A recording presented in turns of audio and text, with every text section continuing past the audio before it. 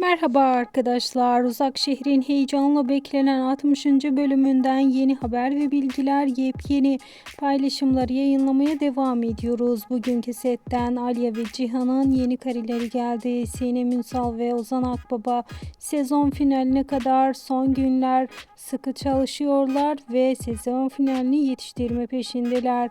İşte oyuncularımızın setten gelen yepyeni paylaşımlarını, haber ve bilgilerini sizlere iletiyoruz.